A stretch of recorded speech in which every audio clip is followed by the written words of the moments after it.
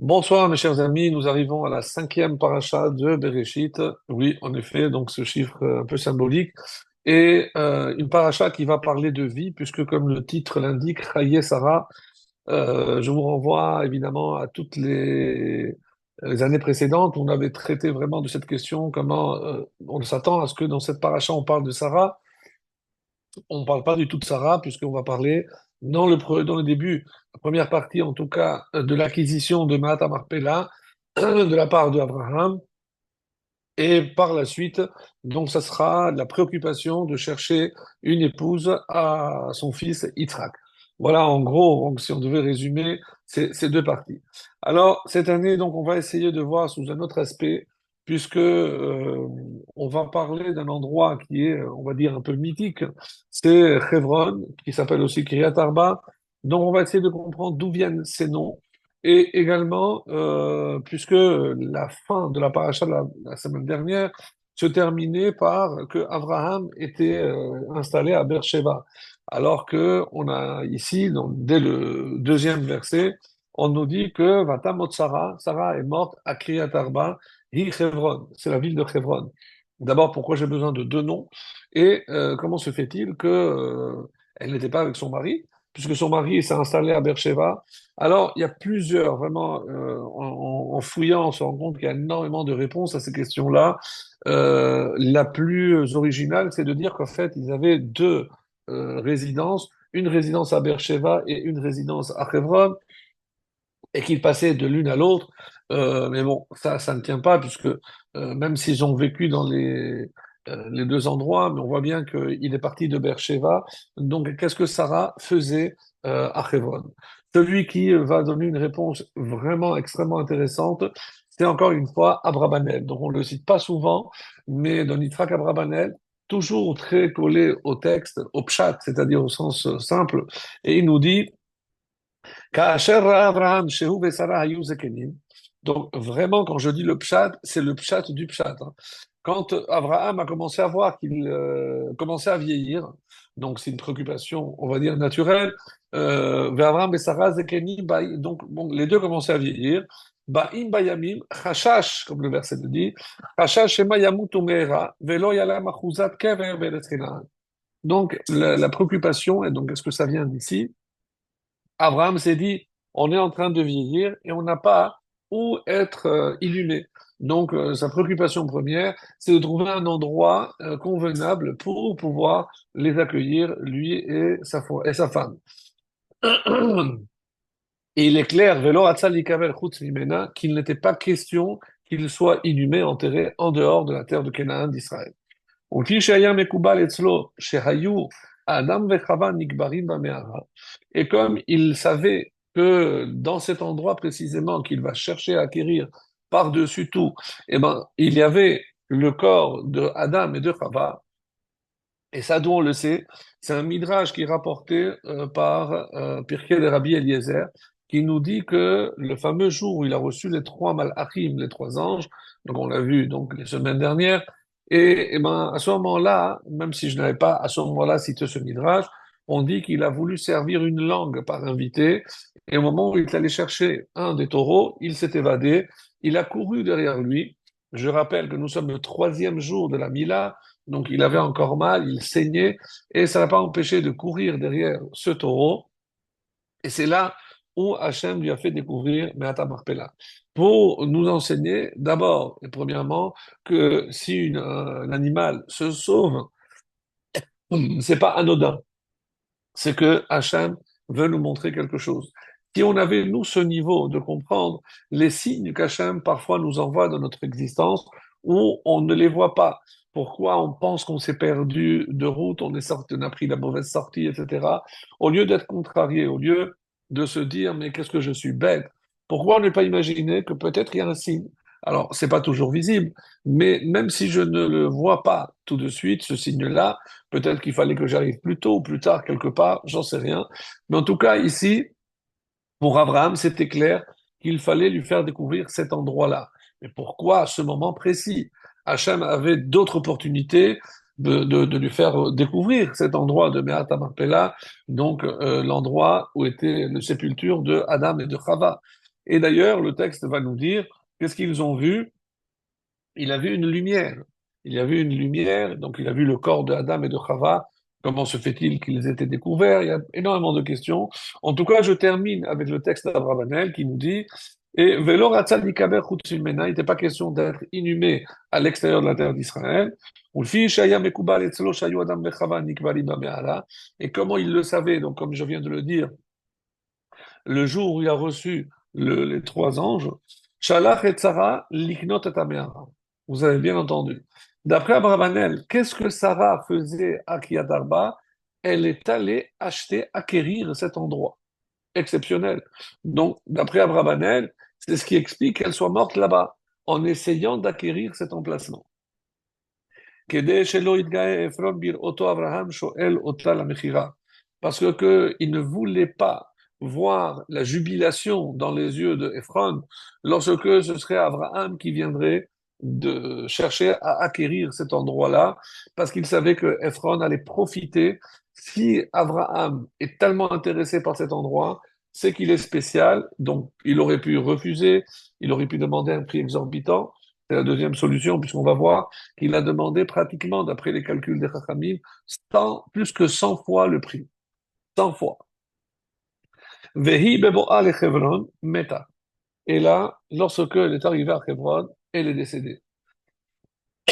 Reutzalach hu lavo mi Be'er-Sheva l'ispod le Sarah v'nifkota. Et c'est pour ça que le début de la paracha, juste après, Vayavo Avraham l'ispod le Sarah v'nifkota. Donc, il est venu pour faire le sped, l'éloge funèbre à Sarah, v'nifkota, et pour la pleurer. Donc, plusieurs questions qu'on va essayer de traiter aujourd'hui.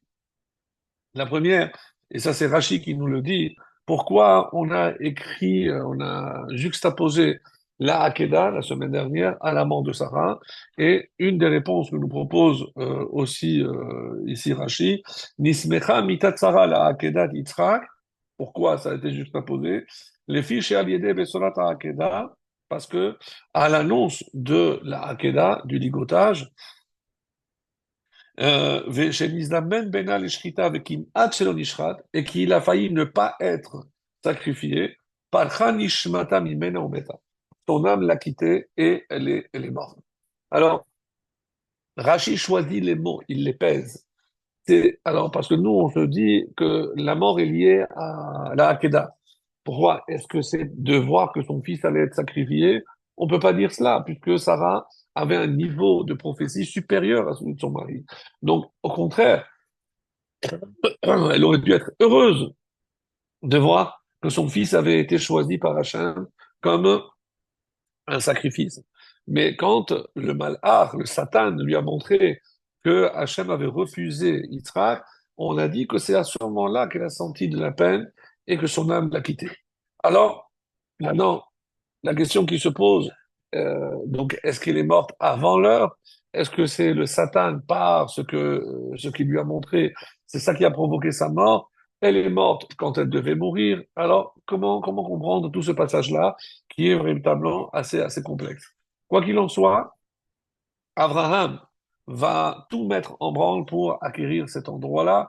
Et ce qu'on ne comprend pas, c'est pourquoi il y a une telle opposition entre les Bénéchet, les fils de Chet, ceux qui étaient les détenteurs de cet emplacement, et Abraham.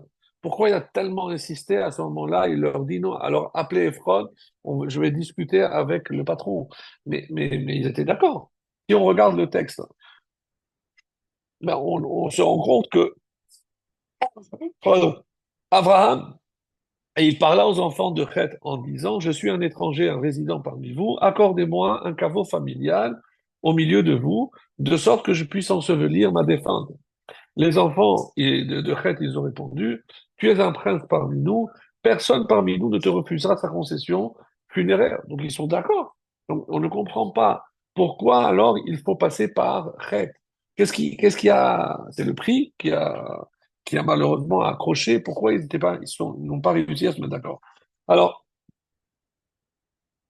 le Zohar nous dit, ce que je viens de dire, cité par le Midrash, est aussi rapporté par le Zohar. Écoutez bien ce qui est écrit. Keshayaras achare haegel. Lorsqu'Abraham il a couru derrière le veau, les Arech Orchim, pour accueillir ses invités, comme il est marqué, Vel Abakar Ratz Abraham. Pourquoi il est marqué Ratz? Si son troupeau est là, il va, il le prend. Pourquoi il court? Donc de là, le Midrash va dire qu'il a dû courir pour attraper et qu'il s'est enfui en quelque sorte. Oto ben Bakar Barach Adameara. Alors, c'est quasiment mot à mot ce que dit le Pirkei de Rabbi Eliezer, mais c'est fondé sur ce Zohar. Venirnas Avraham Achara, lorsque le veau est rentré, et Abraham est rentré derrière, Vera Mashera, et il a vu ce qu'il a vu. Un peu plus loin, dans le Zohar, on nous dit, qu'est-ce qu'il a vu? Ra'a demut Adam Arishon vechava, shekevurim sham, veniftach lo petach shel Gan Eden sham. Donc, il a vu donc l'image de Adam et de Chava, et il a vu une porte qui s'est ouverte à cet endroit-là. Vera'a or shemeir ba'me'ara. Et il a vu une lumière qui éclairait cet endroit. Vener echad daluk.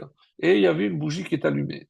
On dit que la coutume d'allumer une bougie lorsque quelqu'un décède, à la tête, certains ou d'autres aux pieds, donc ça vient d'ici, quand ils ont vu qu'il y avait une bougie allumée à la tête de Adam. ואז התאווה אברהם למדורו במקום ההוא. Et il s'est dit, si cet endroit existe comme ça, moi c'est ici que je vais être enterré.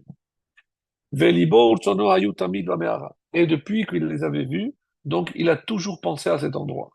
ואם תאמר למה לא רצה אותה עד עתה, pourquoi il n'a pas cherché à l'acquérir avant? כדי שלא ישגיחו בו. Parce que s'il avait montré trop d'intérêt, trop de temps avant, on aurait tout fait pour l'en empêcher. הואיל ואינו צריך אותה לגבורה. Pourquoi? Pourquoi tu cherches à acquérir la personne qui est morte? וכעת נזדקק. Alors maintenant, comme il en a besoin, Amad הגיע השעה לבקשה, maintenant le moment est arrivé d'aller l'acquérir. Et donc, on va parler ici d'une des premières acquisitions de l'histoire, puisqu'il a payé le prix fort, etc. Alors, lorsqu'on regarde le texte, on est au chapitre 23, et on nous fait remarquer quelque chose de très étonnant. Pourquoi? Parce que dans cette discussion, il y a comme un quiproquo. On ne parle pas de la même chose.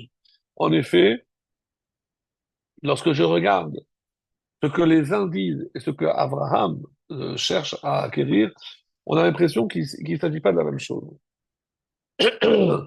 Il m'accorde.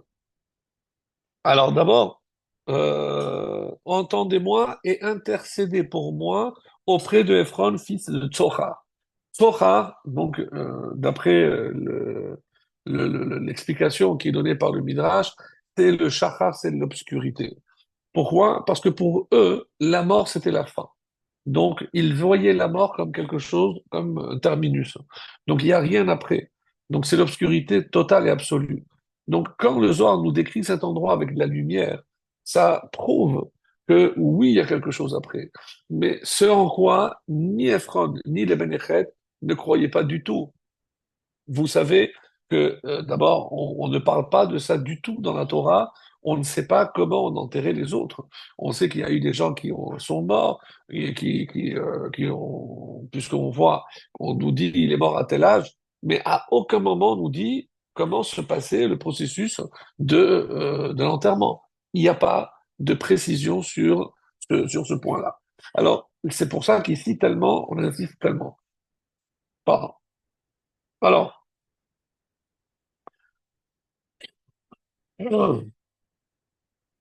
et qu'est-ce qu'il demande lui?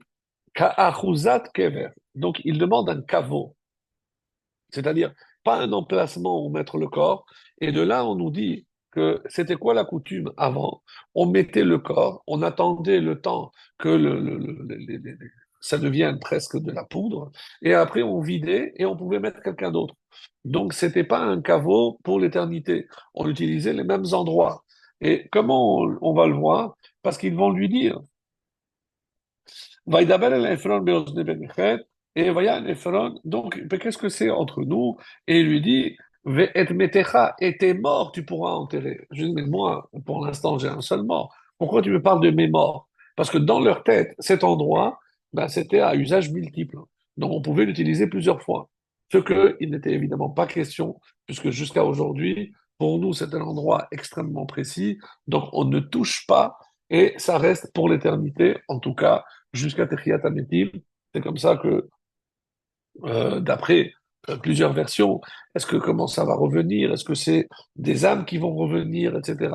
Non, bon, je ne rentre pas aujourd'hui dans ce qu'on appelle Triat Ametim, mais la différence essentielle entre le langage des Bénéchets et le langage d'Abraham, c'est que eux, ils disent toujours, ils utilisent Benifrar Kevarenu, notre sépulture.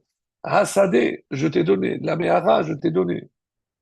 Mais lui, il demande toujours Achuzat Kever. Moi, je veux un caveau. Je veux et le caveau, mais tout l'emplacement. Et dans la paracha de Vaïchi, quand Yaakov va demander à être enterré, et il met en avant justement ce point-là, la Achuzat Kever. Donc, je veux l'endroit que mon grand-père a acquis, la Achuzat Kever, comme un caveau. Donc, ça, c'était pour montrer que ça a une valeur éternelle. Et que c'est pas un endroit juste où on va enterrer pour quelques années. Non.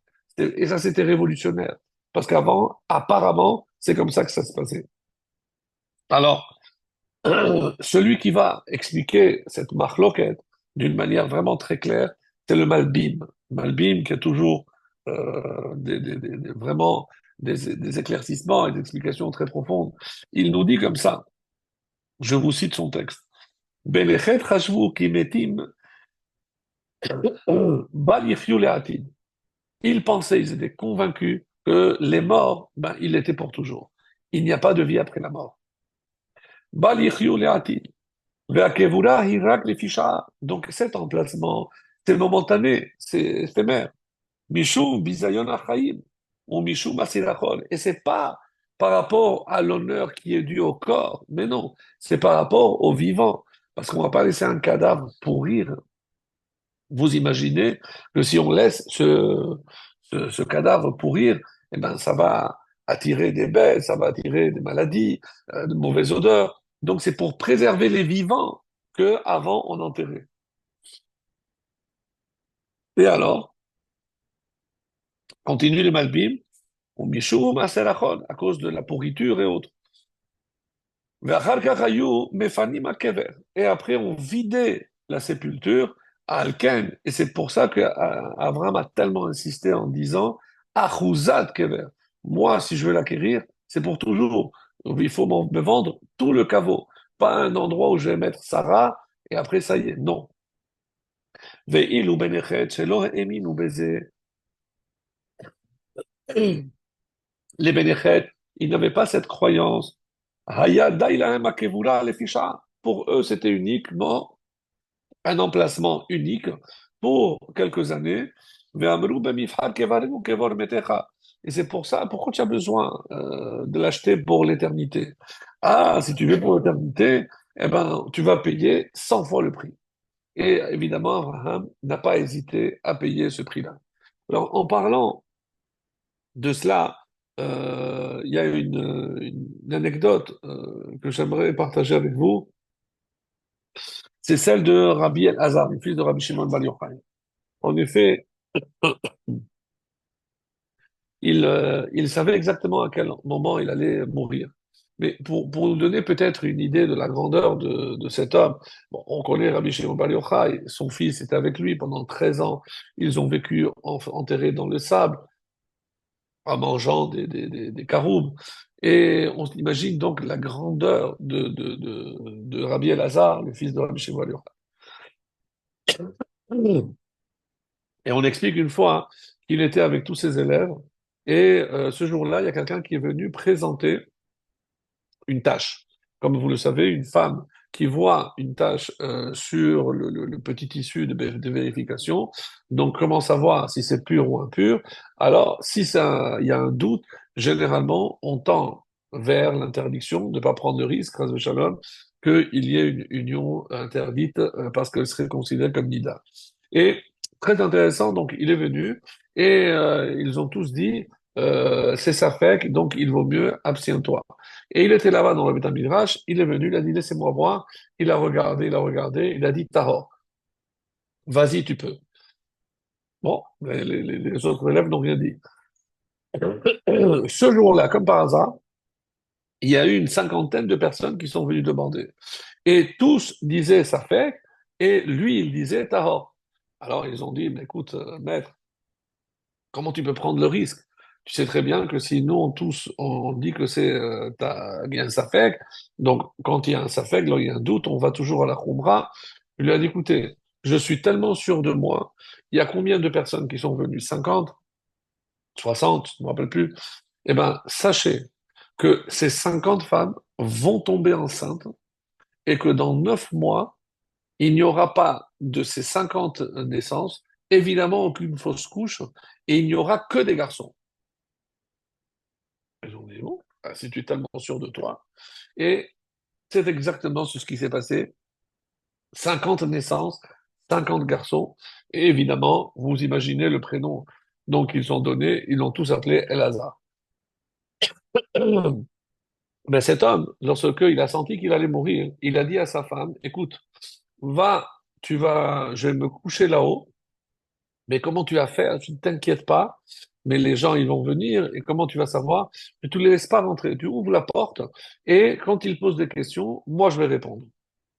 Et pendant des années, ça a été le cas, jusqu'à que, apparemment, bon, c'est un peu flou, c'est Rabbi Shimon Bar Yochai qui a dit, tu peux pas rester comme ça, si tu veux pas rester, si tu dois aller dans le monde Olam Abba, tu veux pas rester encore dans l'Olam Hazé, donc à un moment donné, il faut choisir, tu veux pas rester entre les deux, etc. Bon. Et ce qui est intéressant, et peut-être l'histoire la plus connue de Rabbi El-Hazar, c'est précisément lorsqu'il se rendait dans un village, et il avait repassé dans sa tête tout ce qu'il avait étudié. On imagine que lorsque lui, il est en chemin, bon, à l'époque, il n'écoutait pas de musique. En tout cas, il repassait tout ce qu'il avait étudié dans sa tête et il était très content parce qu'il avait compris des choses très profondes qu'il avait avec son père. Donc, il était dans une sorte d'euphorie d'avoir atteint de tellement haut niveau. Et à un moment donné, il y a quelqu'un lui, était sur son chameau ou sur son cheval, je ne me rappelle pas. Il y a quelqu'un qui lui dit, qui lui pose une question. Et non seulement il ne répond pas, il le regarde. Il lui a dit, mais de là où tu viens, ils sont tous aussi moches que toi. Et il lui dit, mais si tu as quelque chose à redire, alors va voir mon patron. Il s'est rendu compte de l'erreur qu'il avait faite. On dit qu'il est descendu de son cheval, il s'est mis à terre. Je te demande pardon, je n'aurais pas dû te parler comme ça. Et autres, bon, il a commencé, il a dit, je te pardonne pas. Et il a continué à marcher vers le village. Et ce monsieur aussi se rendait au village. Lorsqu'il a vu l'accueil que tout le village avait réservé à Rabbi Elazar, et ils lui ont dit, si c'est ça, c'est un sage, je prie pour qu'il n'ait pas beaucoup comme lui. Comment tu peux parler comme ça? Mais comment tu peux parler comme ça? Tu vas parler comme ça? Il a raconté et il a dit, écoute, tu es obligé, c'est le fils de Rabbi Shimon Bar Yochai, tu es obligé de lui accorder ton pardon. Alors il a dit, à une condition, c'est qu'il ne parlera jamais plus comme ça. Et voilà, l'histoire se termine là, il a accordé son pardon. Alors, sincèrement, heureusement qu'on a Rabbi Tzadok de Lublin qui donne une explication que j'avais entendue magnifique sur ce passage, parce qu'on a du mal à comprendre comment un tel personnage peut se comporter de la sorte. Alors, lorsque on dit qu'il a vu qu'il était sale, il a vu qu'il avait moche, qu'il avait l'âme abîmée. Donc, il a compris que cet homme était abîmé par ses fautes. Et évidemment qu'il ne s'est pas arrêté à l'extériorité. Il a simplement vu que il avait, avec toutes ses fautes, il avait abîmé tellement sa neshama qu'elle était sale, elle était souillée. Il a dit, mais comment? Peut-être que c'est parce que tu habites dans un endroit où tout le monde faute et c'est pour ça que tu as été contaminé. Il lui a dit non, on va voir mon patron. Qu'est-ce que ça veut dire mon patron? Donc si un homme fait une erreur, c'est évidemment parce qu'elle lui est rare, parce qu'on on a le plaisir de faire des fautes. Donc, qu'est-ce que tu en sais? Comment tu peux me juger pour savoir si oui, j'ai pu faire des efforts ou non, j'ai pas fait des efforts? Tu ne regardes que ce que tes yeux te permettent de voir, mais tu ne peux pas juger, parce qu'il n'y a que Dieu qui peut juger de la sincérité d'un homme. Là, il s'est rendu compte qu'il avait raison, et d'après Rabbi Tzadok de Lublin, qu'est-ce qu'il dit? Il dit qui était cet homme? C'était Eliyahu Hanavi. Eliyahu Hanavi est venu pour donner une leçon à Rabbi El-Hazar, mais non, pas seulement à Rabbi El-Hazar, mais peut-être à nous tous, parce qu'on a trop tendance à voir les choses que de l'extérieur. Donc pour nous, comme peut-être ces Bénéchets, ils pensaient qu'après la mort, il n'y a plus rien. Alors pourquoi on va se décarcasser pour un endroit ou autre? Qu'est-ce que ça en a à faire? Pourquoi cette paracha va mettre tellement de psukim, tellement de détails pour savoir comment il a acquis, le prix qu'il a acquis, etc. Mais c'est pas simplement pour qu'on nous dise si un jour on vient contester notre propriété sur cet endroit-là, eh ben, on a la preuve dans la Torah. On n'a même pas besoin de ça. Si Hachem, c'est Hachem qui nous l'a donné, pour nous, il n'y a aucun doute. Non, mais c'est au contraire, pour que l'on comprenne que même lorsqu'il s'agit de juger quelqu'un d'autre, je ne peux pas me fier d'abord à ce qu'on raconte, même si il a mal agi, eh ben, savoir peut-être voir à travers cela et se dire que eh ben, si moi j'étais à sa place, peut-être aussi moi j'aurais succombé à l'erreur ou à la faute. Donc, ne pas porter de jugement sur quiconque, mes amis, ça c'est peut-être un des messages les plus importants, et en sachant que quelque part on va tous aller au même endroit, c'est-à-dire notre corps va rejoindre la terre, et donc si on doit s'occuper de choses importantes et de choses éternelles, c'est évidemment nous occuper de notre âme, de notre neshama, cette parcelle éternelle qui est en nous. Alors, et c'est pour ça qu'ici, en parlant du monde futur, il y a un passage dans le traité de Sanhedrin, la page 90b, où on voit que Cléopâtre a posé la question. Donc c'est la reine, une reine d'en Égypte, qui a posé une question à Rabbi Meir. Et elle lui a dit, Yadati she'ametim chaim le'atid. Je sais que chez vous, vous croyez que les morts vont ressusciter. Donc juste, ça va dans ce qu'on disait. Comme il a aval, hem omdim arubim ou malbushehem. Et donc, elle a posé une question très terre à terre. Lorsqu'ils vont revivre, ils vont être habillés ou tout nus? Amarla, elle lui a dit, il a répondu, Rabbi Meir, Kal vachomer, c'est a fortiori. Pourquoi? De chita, du blé. Ma chita shenikbera aruma. Regarde, le blé qui était enterré tout nu, autrement dit, sans rien, Yotza bekama levushim. Lorsque elle va pousser, elle va être entourée de plusieurs couches. Tzadikim shenikbarim bevushehem. Les tzadikim qui, eux, sont enterrés avec leurs vêtements, alachal kama vechama, à plus forte raison. Alors, donc de là, on comprend que ce que a voulu dire ici Rabbi Meir, c'est que nous, on ne comprend pas exactement ce qui se passe. Est-ce que ces habits, on parle ici des mérites qu'on va apporter avec nous? Est-ce qu'on parle vraiment? Il y a plusieurs explications à ce propos-là. Mais en tout cas, voilà ce que je voulais dire sur ce point-là. Et on va revenir maintenant à ce qu'on parlait sur Sarah. Quand on a vu que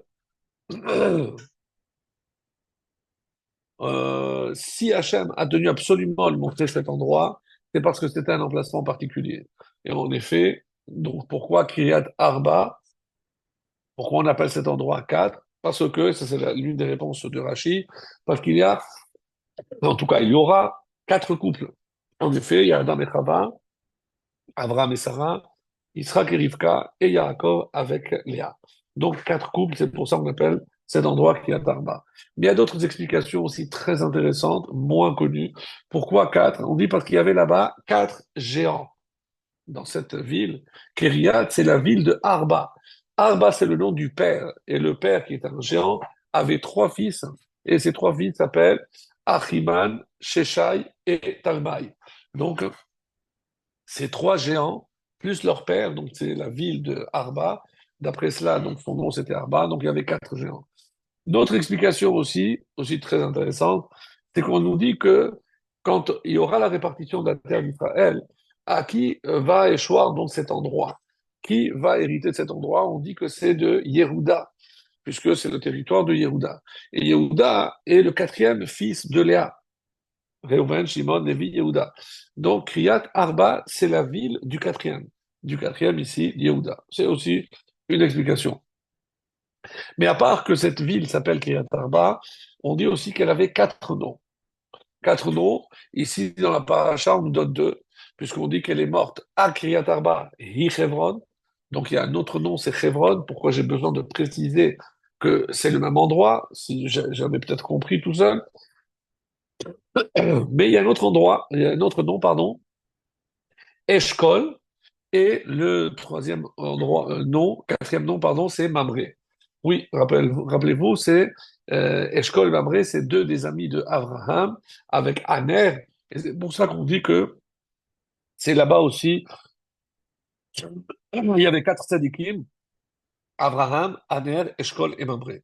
Quoi qu'il en soit, donc on ne comprend pas pourquoi il y avait besoin de nommer de quatre façons différentes cette ville.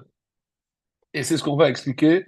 Une dernière explication nous dit pourquoi ça s'appelle Kriyat Arba. Parce que au début, ça a appartenu à Yehuda. Après, de Yehuda, c'est passé à Kalev, Kalev bien Yefouna, un de ses descendants. Kalev va transmettre aux Kohanim et les Kohanim aux Lévi'im. Donc il y a eu en fait quatre propriétaires en passant par Yehuda, Kalev, les Kohanim et les Lévi'im. Donc comme il y a eu quatre propriétaires, on a appelé ça donc quatre à Kriyat Arba.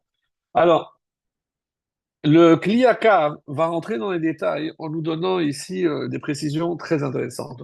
On nous dit qu'est-ce que ça veut dire, pourquoi 4 et pourquoi on nous précise que où elle est morte, pourquoi c'est tellement, elle était morte, pardon, pourquoi c'était tellement important. Alors, on nous dit que il y a quatre noms à Hebron, et il y a aussi quatre types de morts. C'est vrai que dans d'autres endroits, on nous dit qu'il y a plus que 300 types de morts, mais ici, on a résumé, donc le Kliyakar nous l'explique, très intéressant, la vérité, si vous êtes attentif, vous allez voir qu'il y a des choses assez intéressantes. Parce que on nous dit qu'il y a quatre façons de quitter ce monde. La première, c'est un homme qui meurt à cause de ses fautes. Ben Adam, Shemet Bechet'o. On sait très bien que c'est la faute qui tue. Donc, l'on allez-nous, si quelqu'un a fauté, que dans la balance, ça a penché du côté des fautes, eh ben, c'est l'une des raisons pour lesquelles un homme peut quitter ce monde. Deuxième raison, Be'avon Acherim. C'est à cause de la faute des autres, par exemple, les tzadikim. Lorsque on sait qu'il y a des tzadikim qui meurent pour protéger ou pour expier les fautes de sa génération. Lorsqu'il y a un grand malheur, on sait que les tzadikim peuvent mourir pour sauver ou préserver d'autres. Et on a évidemment une pensée très émue à tous les soldats qui donnent leur vie jusqu'à aujourd'hui pour protéger le clan d'Israël, qu'Hachem continue à les protéger et que chaque neshama qui remonte eh ben, soit accueilli directement par le Kisser HaKavod. En tout cas, c'est extrêmement triste de voir qu'il n'y a pas un jour où il n'y a pas des soldats qui nous quittent, hélas, malheureusement. Donc, ça, comme certains disent aussi, il y a une Gemara qui dit, si je sais que ça va soulever pas mal de questions, puisqu'on ne peut pas payer pour les fautes des autres, oui, mais il y a des exceptions. Je ne sais pas si vous vous rappelez, mais on avait parlé de ça les années précédentes, si un homme n'accomplit pas ses vœux, ses promesses, ses nédarim, eh ben, soit on dit que les enfants en bas âge peuvent mourir, Chas shalom, ou que la femme d'un homme qui n'accomplit pas sa promesse peut aussi quitter ce monde. Donc, on voit ici que c'est par la faute de quelqu'un d'autre. Alors, comment ça rentre dans les calculs divins? Donc, on va pas voir ça ce soir. Mais en tout cas, le Kliyaka ne rentre pas en détail, mais il dit que ça, c'est deuxième façon de quitter ce monde. La première par ses propres fautes, la deuxième par les fautes des autres. Troisième catégorie, il n'y a pas de faute. Il n'y a pas d'avon. Alors, pourquoi on doit quitter? Parce que, tout simplement, le corps, eh ben, il est fatigué. On dit qu'il y a les quatre yesodot et pour se rappeler, c'est Arama. Donc c'est Esh, le feu, Ruach, le vent, même Maïm et Aïn, Afa. Donc les quatre éléments de la création qui composent l'homme. Lorsque l'union de ces quatre éléments malheureusement se désagrège, se détériore, eh ben, le corps ne peut pas résister et on peut mourir donc tout simplement de vieillesse lorsque moteur s'arrête, ben, il n'y a plus de possibilité. Donc, c'est la vieillesse. Et enfin, la quatrième, la mort la plus élevée, ce qu'on appelle mitat neshika, c'est donc lorsque on dit que Hachem vient et par un baiser, il prend l'âme. À quoi ça ressemble? On nous dit, c'est comme soulever un poil, un cheveu du lait. Donc c'est comme si je retire ce cheveu, pardon, c'est comme ça que c'est marqué. Et comment on explique ça? C'est que la neshama, elle sent, elle se rapproche de la source, et c'est un peu comme des aimants. Dès que la neshama, elle sent qu'elle est proche de sa source, tac, elle se colle à la source, et ça, à ce moment-là, évidemment qu'elle quitte le corps. Et c'est ce qu'on appelle mitat neshika. Et c'est par exemple Nadav et Abihu, on dit qu'ils ont eu cette mort aussi, même si on dit que le corps a brûlé, c'est pas tout à fait exact. Vaïklevu, donc ils se sont rapprochés. On parle ici de la Neshama qui s'est trop rapprochée. Et comment, normalement, ils auraient pu survivre si Hachem leur avait ordonné d'allumer ce feu? Mais pourquoi? Parce que chaque fois qu'on accomplit une mitzvah, eh ben, l'âme s'élève. Mais comme c'est une mitzvah, et marqué Vachai Behan, qu'on doit vivre pour les mitzvot, donc c'est comme si Hachem ordonnait à la Neshama, non, même si tu accomplis cette mitzvah, tu dois rester en bas. Mais quand Hachem n'a pas ordonné, il n'y a pas de raison que la Neshama redescende. Et c'est pour ça qu'on insiste tellement pour les enfants de Aaron, Nadav et Avihu, qu'Hachem l'Otziva, comme Hachem n'a pas ordonné, c'est pour ça, c'est pas pour ça qu'ils sont morts, c'est pour ça que la Neshama n'a pas pu redescendre, et c'est pour ça qu'elle est restée collée à la source. C'est comme ça qu'on explique Mikrovai à Kadesh, qui sont plus proches que Hachem est sanctifié. Alors, à quoi correspondent maintenant chacun des noms et chacune des morts que je viens de citer? Mamré, on retrouve ici la racine aussi de Zaken Mamré, c'est un vieux qui est rebelle. Donc c'est forcément quelqu'un qui a fait une faute. En effet, Mamré correspond à celui qui est mort par sa propre faute. Ensuite, on a dit Eshkol. Eshkol, vous vous rappelez que Rivka a dit Lama Eshkal, pourquoi je perdrai, je serai une mère sans enfant? Et c'est ça, c'est l'expression qui, en hébreu, ici, on parle de Horim Shekulim, des enfants, des parents qui ont perdu les enfants. Donc, ça vient de ce terme-là, Eshkol. Donc, c'est celui qui a perdu ses enfants. Et c'est pour ça que c'est la deuxième catégorie. Kiryat Arba, comme son nom l'indique, quatre. C'est, on fait une allusion aux quatre éléments de la création. C'est lorsque ils se désunissent, donc il n'y a plus d'union entre ces quatre, d'équilibre entre ces quatre éléments, et ben, le corps, évidemment, ou le cœur aussi lâche. Et enfin, Chevron. Chevron, comme son nom l'indique, c'est un chibour. Un chibour, c'est une union. Et ça correspond à mitat neshika. Donc, on a ici les quatre catégories.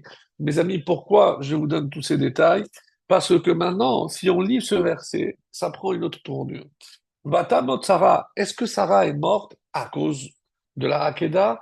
Est-ce qu'elle est morte parce que elle a fauté, elle a fait quelque chose qu'elle n'aurait pas dû, comme certains ont prétendu, elle n'aurait jamais dû donner Hagar, à cause d'elle, il y a eu Ishmaël.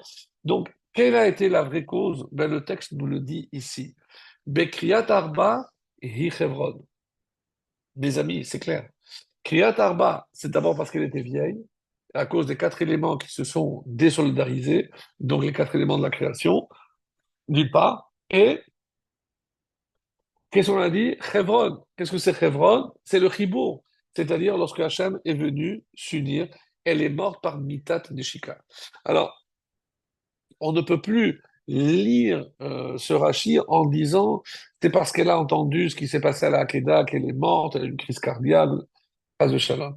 Donc ici, c'est clair. C'est pour ça que je tenais absolument, même si c'était un petit peu long et détaillé, pour vous amener à la compréhension de ce qui est écrit ici. Kriyat Arba, et on comprend pourquoi on explique Kriyat Arba à Hebron, parce qu'elle était vieille et qu'elle est morte par Mitat Neshika. C'est comme ça que Sarah a quitté ce monde, donc comme les tzadikim le font. Donc ça, c'était un point essentiel. Alors, de toutes les façons, il faut comprendre aussi que, pardon, pour pouvoir être enseveli à cet endroit-là, qui s'appelle Hebron, c'est parce qu'il y a un chibour, il y a une connexion, une union avec Akadosh Baruch Hu, et le Zohar va dire avec le Kisei HaKavod, exceptionnel. Donc, évidemment, c'est pas un endroit qui est donné à tout le monde.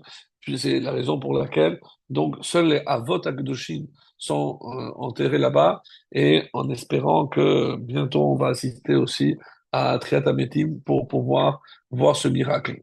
Alors maintenant, je comprends que lorsque Rashi a dit pourquoi on a juxtaposé ces deux parachiotes, c'est pas pour dire que c'est à cause de la Hakeda qu'elle est morte. Non, regardez bien les textes.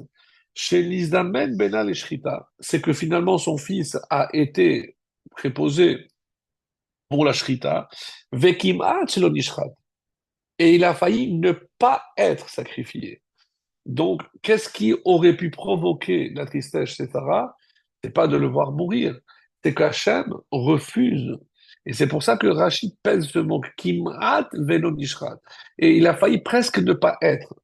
Donc, on sait très bien que d'après le Zohar, oui, il a posé le couteau, et on dit que son âme a quitté, et c'est une âme qui est redescendue, une âme masculine, et c'est comme ça qu'à ce moment-là précis, comme le texte le disait, Rivka est née, et toute la suite de cette paracha, c'est justement comment on va faire en sorte que Rivka prenne la suite de Sarah, et c'est pour ça qu'il n'y a évidemment pas de contradiction en disant que cette paracha va parler de Sarah, mais de l'héritage de Sarah, puisque Sarah est la première des matriarches, mais évidemment, il y a une part de Sarah dans chaque femme juive, et qui plus est dans Rivka, qui va reprendre le flambeau de sa belle-mère, de Sarah. Alors, maintenant, elle savait qu'Abraham Avinu, c'est comme ça que c'est rapporté dans le Zohar, on dit qu'elle savait qu'Abraham Avinu, qui était chesed, n'allait pas utiliser le couteau. Ah, alors comment il allait... c'est curieux, parce que à aucun moment on parle de Ma'achelet. Rachid donne des explications. Bon, on traduit généralement par couteau, mais dans la tête de Sarah, Abraham était trop chesed pour utiliser. Alors, comment il s'apprêtait à sacrifier son fils? On dit comme ça que c'était par le Shem. C'est en prononçant, pardon, le nom d'Hachem. Et il fallait juste prononcer ce nom et Yitzhak serait mort. C'est comme ça qu'il rapporte. Et un exemple nous est donné dans le traité de Khadiga, lorsqu'on dit qu'il y a 4 qui sont rentrés dans le Pardès. Alors, comment ils sont arrivés là-haut? On a compris que le Pardès, c'est pas un simple verger, c'est tous les secrets de la Torah. Donc, ils se sont élevés à un niveau tellement haut qu'ils ont pénétré tous les secrets de la Torah. Et justement, on dit, mais comment ils sont arrivés à ce niveau-là? On dit par le Shem. Eux, ils connaissaient le nom. Donc, et on peut, en prononçant ce nom, donc s'élever très très haut, c'est ce qu'elle pensait qu'il allait faire. Et donc, pardon, elle aussi, d'après ce Zohar magnifique, elle connaissait ce nom. Elle aussi, elle a prononcé ce nom, parce qu'elle voulait rejoindre son fils là-haut. Voilà ce qu'il dit ici. Donc, quand on dit qu'elle savait le nom, donc elle avait la possibilité de s'élever, mais quand son âme s'est élevée, on dit que à ce moment-là, c'est un peu comme Mitat Neshika, elle y est restée. Et donc, parce qu'Abraham, à aucun moment, il a essayé. Mais ce qui est extrêmement intéressant de signaler, les amis, c'est que on n'a plus l'impression de voir Abraham par la suite. C'est vrai que bon, il va reprendre Agar ou pas reprendre Agar, ou c'est une troisième femme, c'est Ketura, peu importe. Mais on a l'impression que à partir de la mort de Sarah, eh ben, Abraham s'est éteint. On avait parlé de ça les années précédentes, mais c'est par rapport à quelque chose que le Kliyakar dit. Kolzman chez Sarah Aya Ito, c'est que tout le temps que Sarah était auprès d'Abraham, il avait une chayout, il avait une vivacité, il était vivant. Dès que Sarah l'a quitté, eh ben, Abraham n'était plus Abraham. Et pourquoi?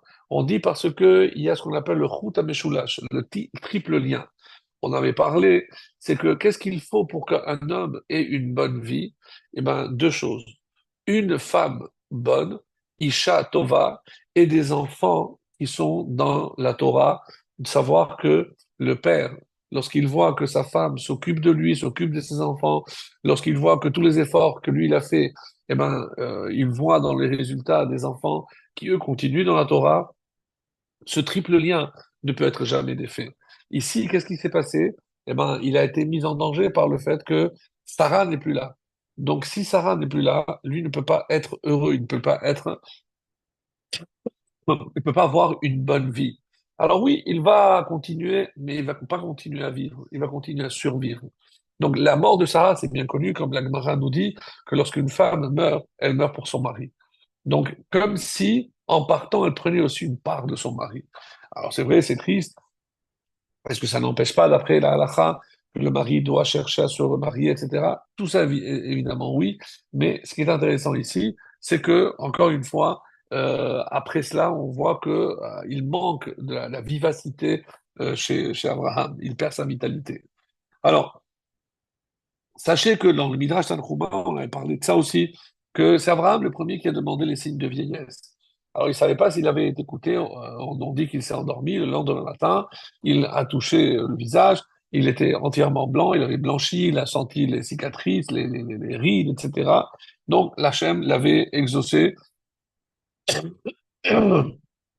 Et c'est pour ça qu'on dit que le terme Zaken, d'où ça vient? Alors, on a souvent entendu Zekana Chochma. Mais si je dis Zekana Chochma, alors j'aurais dû appeler le vieillard Zakah, puisque Zekana, les initiales de Zekana Chochma, c'est Zakah. Alors pourquoi Chochma, donc on s'est remplacé par le Nun? Nun, c'est 50. Parce que qu'est-ce que c'est la sagesse? C'est les 50 portes de la sagesse. Donc celui qui a atteint les 50 portes de la sagesse, il peut s'appeler Zaken. Ze, Kana, Chochma. Chochma, Nun. 50e, le 50e niveau. Donc ça, je peux comprendre.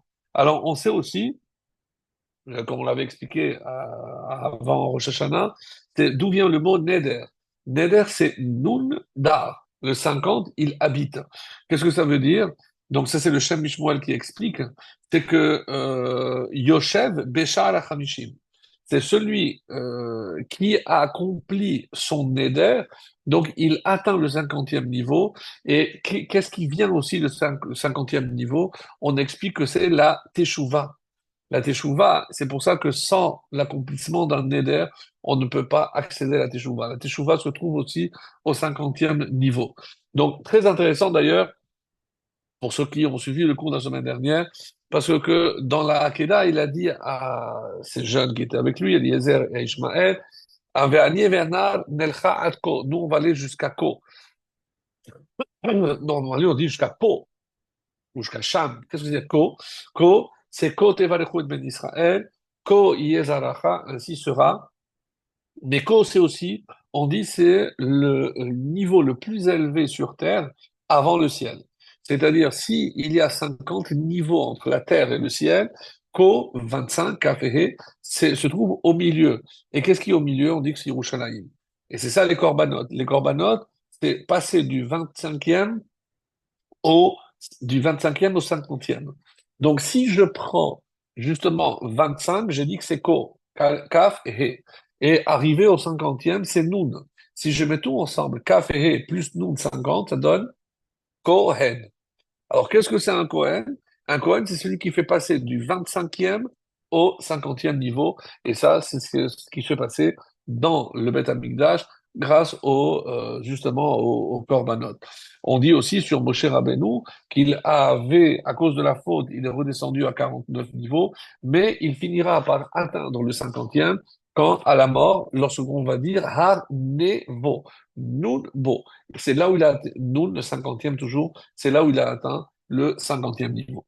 Alors, c'est pour ça qu'on dit que le Yerushalayim, c'est le 25e niveau, et on comprend maintenant que Zekana Chorma, hein, c'est celui qui a atteint le 50e niveau de sagesse, et d'une manière, on va dire, symbolique par rapport à ce qu'on a dit la semaine dernière, donc on va apporter un complément, c'est que c'est relié un chibour, puisqu'on a parlé de Chevron, c'est un chibour entre le ciel et la terre. En sachant que le cinquantième niveau, donc on parle ici de Sha'arei Bina, donc de la Chorma, mais autre chose aussi, c'est qu'on va voir que Zekana Chorma, pour désigner le Zaken, quand on assistera par exemple à tous ceux qui vont atteindre le cinquantième niveau, c'est dans la terminologie des Chachamim, lorsqu'on dit qu'il y a un Zaken, c'est un Zaken, c'est celui qui a une vraie sagesse, donc qui a atteint le cinquantième niveau de la sagesse. Alors, par la suite dans la suite de cette paracha, et c'est le verset, donc on passe au 24e chapitre, une fois qu'on termine avec l'enterrement de Sarah, le premier verset dit Ve'avraham zaken baba yamim. Donc on passe à un passage, d'ailleurs, qui est lu à certaines occasions. Pour nous, les séfarades, c'est ce passage qui est lu justement à Shabbat Ratan. Pourquoi? Parce qu'on va se préoccuper de chercher une épouse à son fils Yitzhak. Et comme il a le poids de la vieillesse sur lui, Sarah n'étant plus là pour le seconder dans cette tâche de recherche de la femme idéale pour son mari, donc il va s'occuper à partir de là. Mais c'est introduit par un verset qui est lu par certains, si vous regardez dans certains livres, c'est après le Hallel. Les Ashkenazim, ils le disent aussi. Donc, Ve'avraham zaken ba bayamim, V'Hashem berach et Avraham bakol. Hachem a béni Avraham littéralement dans tout. C'est comme ça qu'il est dit. Et Abraham était âgé à ce moment-là de 140 ans, et bien qu'il fût vieux et que l'âge avancé tend à produire un certain relâchement, il a continué à intérioriser profondément son vécu. C'est ça, Ba Bayamim.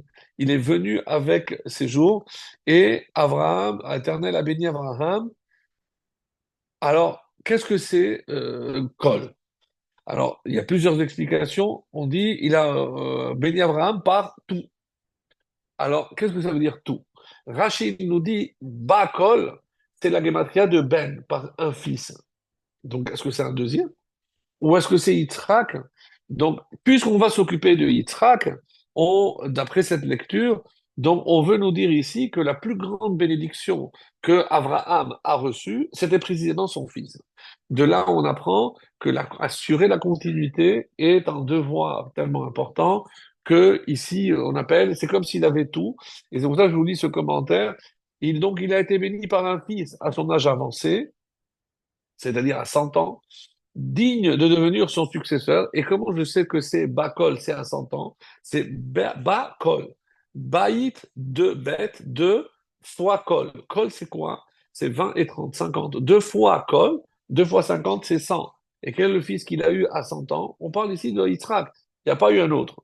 Et ce fils était tout pour Abraham. Aussi, il se sentit le devoir de garantir la perpétuation de sa lignée afin d'assurer l'aboutissement de la mission divine à laquelle il avait dévoué, on va dire, toute sa vie. Alors, maintenant, dans toutes les explications qu'il y a par rapport à Yitzhak, on va voir que le chiffre 100 revient constamment. Pourquoi? Parce qu'on dit, Bakol a dit 2 fois 50, c'est 100. C'est le garçon, l'enfant qu'il a eu à 100 ans. Mais on avait expliqué la semaine dernière, dans le cours de la semaine dernière, on avait dit que la mission d'Abraham essentielle, c'était de relier le ciel et la terre. Alors, aujourd'hui, on va essayer de voir une nouvelle explication par rapport à cela. Moi, j'ai trouvé extrêmement intéressant. Alors, sans rentrer dans les profondeurs de ce que la Kabbalah peut révéler à ce propos-là, parce que c'est pas du tout l'objectif de ce cours, mais Bakol, Gematria Ben, on a dit. Donc, qu'est-ce qu'il manquait? Pourquoi juste après cela, il va chercher à marier son fils? Parce qu'il a tout. Il a la richesse, il a la sérénité, il a un fils, mais il lui manque la suite encore, les petits-fils. Donc, et c'est pour ça que il va chercher à tout prix à marier, donc chercher une épouse pour Yitzhak, parce que c'est le devoir de tout père de veiller à ce que son fils se marie. Alors, donc, dans le texte que nous lisons, Vaïvaler David, tous les matins, avant la Shira, il y a un passage là-bas très intéressant qui dit la chose suivante. Lecha Hashem, à toi Hashem, Hagedula, la grandeur, Ve'agevura, la puissance, Ve'atiferet, la splendeur, Ve'anetzar, l'éternité, Ve'ahod, et la majesté, Ki chol bashamayim uvares, parce que tout ce qui est dans le ciel et la terre, Lecha Hashem Amamlacha, c'est à toi qu'appartient la royauté, Ve'amin Nassel les roches, et toi qui te hisses sur tout l'ensemble. Alors, c'est pas la traduction officielle, j'ai traduit d'après ce que la Kabbalah nous dit, c'est que ici, je vois qu'on parle ici oui, des séphirotes. Gédoula, Gédoula, la grandeur s'exprime par le chesed. Gevura, c'est évidemment le din. Après, il y a Tif Eret, comme son nom l'indique. Après, il y a Netzar. Après, il y a Hod, exactement dans l'ordre. Et on arrive à Kol. Et pourquoi je rapporte ça? Parce que symbolise ce Kol? Kol, d'après les séphirotes, c'est Yesod. Yesod, c'est donc la base, mais Yesod est représenté généralement par Yitzhak. Pourquoi? Parce que Yesod, c'est la préservation de la Brit Mila. On a déjà parlé longuement de la Brit Mila la semaine dernière, donc on est obligé d'y revenir encore aujourd'hui parce que la préservation de la Brit Mila représente tout. Mais tout quoi? Qui colle Bashamayim Moubaret. Tout ce qu'il y a entre le ciel et la terre. Et j'ai pas très bien compris. Quel est le sens ici de ce Yesod? Et pourquoi Abraham a béni, Hachem a béni, pardon, Abraham, Bakol, précisément dans cet endroit-là, dans le Yesod. Alors, qu'est-ce que Abraham Avinu, il a enseigné, et c'est ça la nouveauté que je voudrais apporter ici. Donc, on sait que par la Brit Mila, il a cherché à joindre le ciel et la terre. On avait expliqué longuement que la différence entre le ciel et la terre, la valeur numérique de chacun, donc la différence c'était 99. Donc à 100, je suis déjà donc la distance qu'il y a entre le ciel et la terre. Donc tout le but de Abraham à travers la Brit Mila, c'est de précisément unir le ciel et la terre. Mais ça c'est bon pour lui. Parce qu'on a dit que si ça, c'est sa mission, donc comment ils peuvent faire? Lui, il a atteint ce niveau-là en faisant lui-même la Brit Mila, mais il n'allait pas chez les autres pour faire la Brit Mila. Qu'est-ce qu'il a apporté aux autres et qu'est-ce que ça apporte donc pour nous comme enseignement? Puisque le but, évidemment, c'est pas de lire l'histoire de nos ancêtres les Hébreux, mais c'est de comprendre ce qui se cache derrière afin de mieux nous permettre d'abord de servir et d'accomplir la mission pour laquelle nous, on a été choisis et on est encore, grâce à Dieu, les descendants d'Abraham, d'Isaac et de Jacob. Donc, qu'est-ce qui se cache derrière tout ça? C'est ce qu'on va essayer de voir dans les minutes qui arrivent. Alors, comme Abraham, qu'est-ce qu'il enseignait à sa génération? Eh ben, nous savons par le Midrash qu'il avait ouvert plusieurs auberges et même si après la destruction de Sédom, il a quitté, c'est une explication qu'avant il avait une habitation, il habitait à Kiryat Arba qui était plus proche. Après la destruction, il est passé de l'autre côté, c'est pour ça qu'il est passé plus bas à Beersheba. Donc ça fait partie de l'explication. Quoi qu'il en soit, il invitait les gens et qu'est-ce qu'il leur donnait à manger? Et une fois qu'il leur donnait à manger, après il a dit maintenant il faut remercier. Et c'est quoi remercier? Birkat Amazon. Oui, Birkat Amazon. Maintenant il faut remercier le maître du monde, celui qui a permis d'avoir tout ce que l'on possède. Ah non, chacun est sorti de sa statuette, etc. Non, pas question. Donc qu'est-ce qu'il enseignait à faire? Les valeurs. Birkat Amazon, remercier Hachem. Nous sommes en train de dire que si Abraham a réussi à unir le ciel et la terre, ça veut dire qu'à travers chaque bracha qui est prononcé ici-bas, dans ce monde, eh bien, on est en train d'unir le ciel et la terre. Et regardez, le... nous on avait parlé, je crois, la semaine dernière, de qu'est-ce qui avait entraîné Abraham à tirer la conclusion qu'il fallait nourrir les humains. Et il avait, parce qu'il avait interrogé, rappelez-vous, lorsqu'il avait 58 ans, que Noach était mort, donc il avait 390 ans, on avait dit à peu près Shem, et qu'il avait posé la question par quel mérite, il avait dit par le chesed, c'est parce qu'on a donné à manger aux animaux. Et donc il a tiré cette conclusion. Si déjà on a accompli sa mission en nourrissant des animaux, alors moi, je vais maintenant, à partir de maintenant, nourrir les hommes. Et c'est pour ça que lecha, si je lis à l'envers, c'est lechalkel. Qu'est-ce que c'est lechalkel? Kalkala, au hébreu moderne aujourd'hui, c'est l'économie. Donc lechalkel, c'est dispenser de la nourriture aux autres. Donc, dans l'Ech Lecha, il y a aussi de cela. Mais vient le char sur le commentaire magnifique sur la Torah et il nous dit quelque chose de formidable. Qu'est-ce qu'est la mission qu'Hachem a confiée à Abraham? Donc, la première, c'est l'Ech Lecha. Alors, si je mets ensemble l'Ech Lecha, en hébreu, c'est l'Ichlouch. Vous savez ce que c'est l'Ichlouch? C'est la saleté. Je dis à quelqu'un, il est melouchla, il est sale. Mais j'ai pas compris. Mais quel rapport avec la mission d'Abraham? Eh bien oui, d'après le Shach à la Torah, tu dois te forcer non seulement de faire disparaître le mal de ce monde, écoutez bien ce que le Shach dit comme mission d'Abraham et ses descendants, mais aussi de transformer l'impur en pur et le maudit en béni. Ni plus ni moins. Alors, on a un programme extrêmement chargé, parce que comment on fait pour éliminer le mal dans le monde, transformer le pur, l'impur en pur, et transformer le maudit en béni. Rappelez-vous ce fameux midrash qu'on a vu ensemble lors de la création, c'est que lorsque Hachem a maudit tous les intervenants lors de la faute de Adam Arishon, donc on dit qu'il y a eu 39 klalot, 39 malédictions en tout. Comment? Parce que Hachem a maudit Adam, donc il y a eu 9 malédictions plus la mort. Il y a eu Chava aussi pareil, pardon, 9 plus la mort. Et il y a eu aussi le serpent, 9 plus la mort, ça fait 30 en tout. Et la terre, 9, mais il n'y a pas la mort pour la terre, il y a eu 39. On dit c'est pour ça que, il y a 39 coups et pas plus lorsque on fait mal coup de la flagellation. Il y a aussi 39 travaux de Shabbat. Parce qu'à travers le 39 travaux de Shabbat, vous m'avez demandé, mais comment on peut réparer ce qui a été maudit? Ben, vous avez déjà une première réponse. Le Shabbat, lorsque le peuple juif respecte le Shabbat, il apporte la réparation aux malédictions. C'est-à-dire que toutes les malédictions que tout le monde a reçues lors de la faute de Adam, et donc par le respect du Shabbat, je transforme ce qui est maudit en béni.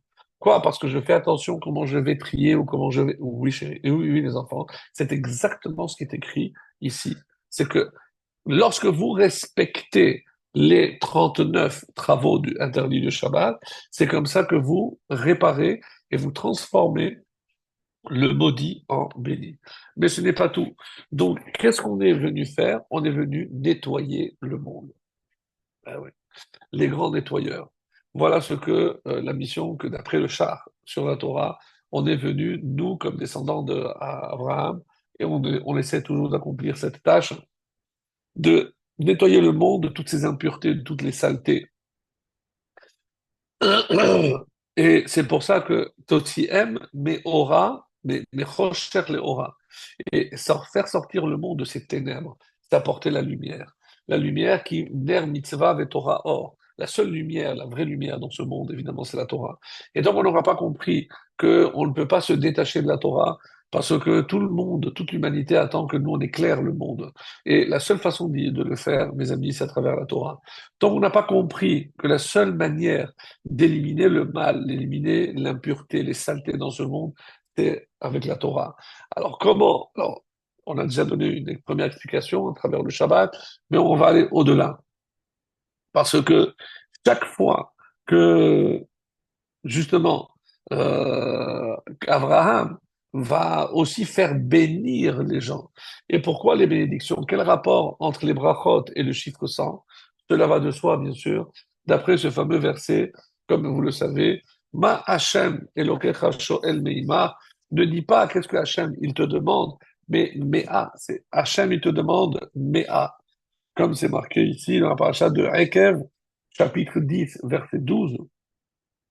Et maintenant, Israël, qu'est-ce que Hachem, ton Dieu, te demande? On dit, ne dis pas ma, mais mea. Ne dis pas ma, qu'est-ce que, mais mea, 100. Et on dit que, justement, ce qui est intéressant, c'est que si je compte le nombre de lettres, il y a 99. Et si je rajoute mea, donc je rajoute un aleph, j'arrive au nombre de 100 lettres dans ce verset, correspondant aux 100 bénédictions que tout juif doit prononcer par jour. Alors, pardon, Sheyesh bepasuk ratishim vetesha otiyot, mikol makom, lorsque je transforme le ma en mea, à ce moment-là, il y a 100, oui, 100 lettres correspondant aux 100 brachot. Ça veut dire, mes amis, qu'il y a ici un enseignement extraordinaire.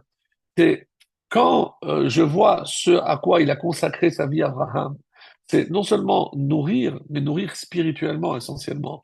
Et donc, à travers quoi? À travers les brachot. Donc, et c'est le Zohar dans l'Ech Lecha qui nous dit comment je dois lire la paracha de l'Ech Lecha. Alors, j'ai le texte, mais je vais vous dire, parce que j'ai peur de ne pas avoir de voix jusqu'à la fin. Donc, qu'est-ce que le Zohar dit, en gros? C'est que l'Ech Lecha, quand Hachem parle à l'Ech Lecha, qui doit quitter? Hachem parle à la Neshama. La Neshama qui se trouve là-haut. Mi bet avicha, je sais que tu es proche de ton père, parce que la Neshama, et donc qui s'est à Kavod, lui dit non, tu dois quitter. Quitte. Et qu'est-ce que je vais te donner? Mais comment je vais me débrouiller en bas, loin de toi, Hachem? Comment je vais faire? Alors qu'est-ce que Hachem lui a dit? Lech lecha, je te donne 100.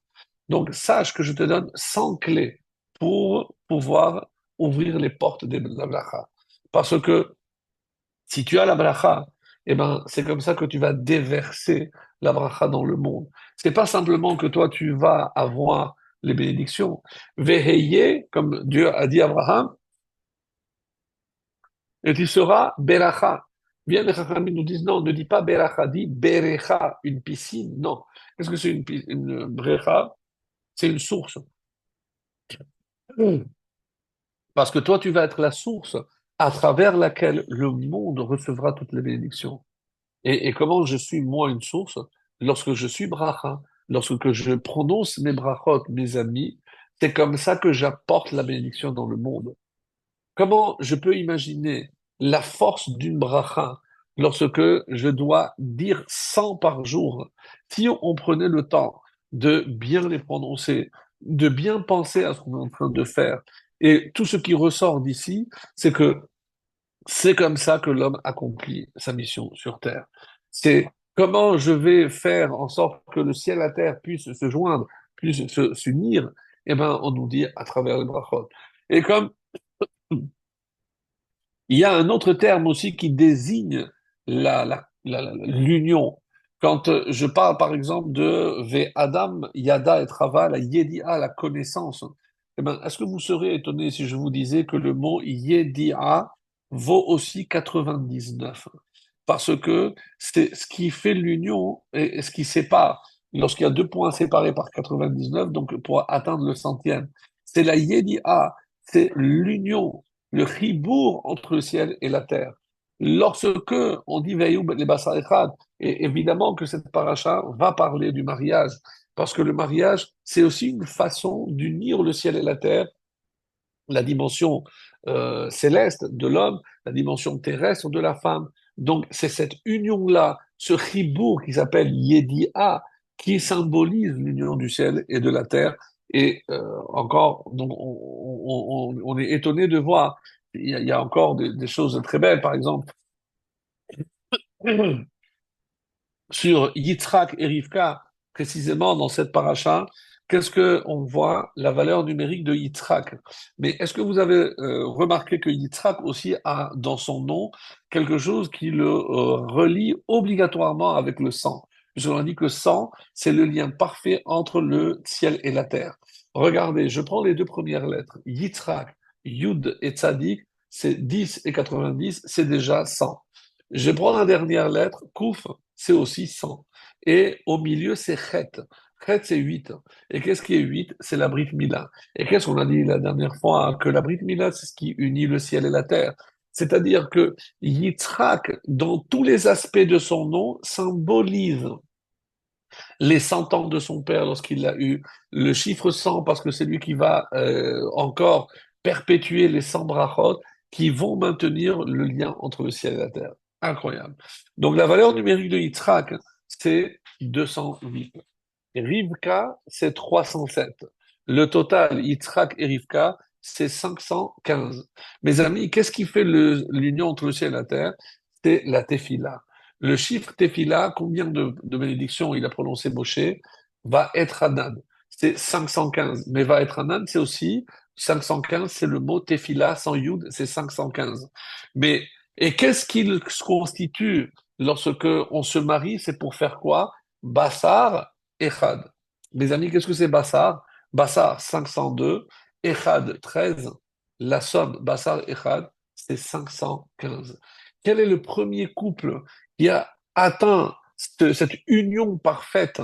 Et donc, ici, qu'est-ce qu'on disait? C'est précisément Yitzhak et Rivka. Lorsque je vois que la somme de leurs noms, c'est 515, que eux, ils ont atteint la finalité, comme dit la Torah. Pourquoi on se marie? Ve'ayu le basar echad, c'est aussi 515. Donc, c'est vraiment quelque chose d'incroyable.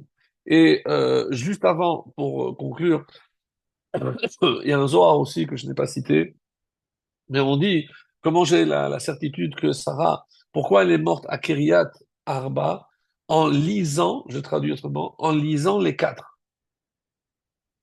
En lisant les quatre. Quoi les quatre? Parce que Shema Israël, Hachem Elokeinu, Hachem Echad. Shema Israël, écoute Yaakov. Hachem, elle a terminé sa vie en lisant les quatre derniers mots, Hachem Elokeinu, Hachem Echad. Elle a eu le temps de faire le schéma. Donc c'est pour vous montrer que dans tout ce que l'on peut voir dans cette paracha, il y a des secrets extraordinaires. Et j'arrive à la conclusion. Donc le Gaon de Vilna, c'est lui qui va nous donner la conclusion. On dit que comment je peux faire pour unir le ciel et la terre? Et c'est lui qui dit Derer à travers les 100 brachot. Et c'est pour ça que Vachem, Berach et Abraham, Bakol, Berach, il a donné la bénédiction à Abraham en lui disant comment tu peux atteindre la bénédiction? C'est à travers les 100 bénédictions par jour que tu dois faire. Et c'est pour ça que finalement, qu'est-ce que je dis? Que si je dis que Bakol, c'est un fils, Ben, Yitzhak, donc, je comprends que Yitzhak, il symbolise ce chiffre 100 au début, à la fin, et Chet, Yud de la Mila 8, mais c'est Chet du Chibour, c'est l'union du ciel et de la terre. Et à ce propos, il est écrit Kol ha-nechalim holchim el hayam. Tous les fleuves mènent à la mer. Et pourtant, la mer ne déborde pas, elle ne se remplit pas.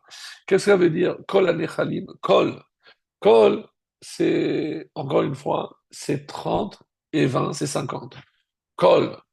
Et par quoi ça se termine? Yam. Yam, c'est la mer. Même 40 et Yud 10. C'est aussi 50. Le verset commence par 50 et se termine par 50. Mais ce qui est extraordinaire, c'est que si je prends Kol et Yam et je les mets ensemble, ça donne le mot Kelim. Et qu'est-ce que c'est Kelim? Les réceptacles. Et, et quel est le réceptacle pour la bracha? C'est le shalom. Le shalom, c'est donc l'union, l'équilibre entre le ciel et la terre, entre le matériel et le spirituel. Donc, tout se rejoint autour de quoi? Des 100 brachot que le juif doit dire par jour. Et celui qui l'a compris, eh bien, évidemment, c'est l'homme le plus sage de tous, qui n'était autre que Shlomo Ameler dans l'ouvrage magistral qu'il a écrit, Kohelet. Et comment se termine Kohelet, mes amis? Bon, ben, vous l'avez, la phrase, elle est connue, mais je vais vous la lire avec ce qu'on a vu aujourd'hui, grâce à Dieu. Kohelet, ce qu'il en a dit à la fin, Tov davar akol nishma, et a Elohim yetila ve'mitzvotav tishemor. À la fin, tout est entendu. Quoi? Tu craindras Dieu et tu respecteras ses commandements. Isé kol ha'adam. Parce que c'est ça, tout l'homme. C'est comme ça que ça se termine. Alors regardez les deux derniers mots de cette phrase. Kisé, que c'est ça. Kol. Kol, c'est 50. On a déjà vu à plusieurs fois. Ha-adam. Adam, c'est 45. Plus le he ha-adam, c'est 50. Qu'est-ce que ça veut dire? Kisé kol ha-adam. Parce que c'est quoi le but de l'homme? C'est le sang. Les 100 brachot quotidiennes qu'il va faire. Et à travers ces 100 brachot, il va maintenir le lien entre le ciel et la terre en sachant que, mes amis, comme nous l'avons vu au début de notre intervention, contrairement aux bénéchètes et aux sceptiques de ce monde, nous savons qu'il y a une union entre le ciel et la terre. Arrêtez d'imaginer que la Torah est spirituelle, parce que comme la terre, et ça fait partie aussi de la base, on sait très bien qu'il y a toujours une base de matériel et que l'exemple par lequel je terminerai, c'est de la chassidoute. Je dis, mais je peux transmettre en tant que maître tout mon savoir à un élève, mais je ne peux pas engendrer un élève. Pourquoi? Parce que c'est intellectuel, parce que c'est sikhni, c'est par le roi, c'est par l'esprit. Et par contre, lorsque un homme va, oui, engendrer un enfant, et à partir de quoi? De quelque chose d'aussi matériel qu'une goutte, eh ben ça peut donner, oui, un génie, ça peut donner un Talmid Chacham, ça peut donner une créature nouvelle. C'est-à-dire que tout passe par la matière. Et c'est pour ça que le but du juif, c'est élever la matière, mais plus qu'élever la matière, c'est unir la matière et l'esprit, c'est unir le ciel et la terre. Et j'espère qu'on sera digne de la confiance que Dieu nous a donnée, surtout la fierté de notre patriarche Abraham. Merci à vous.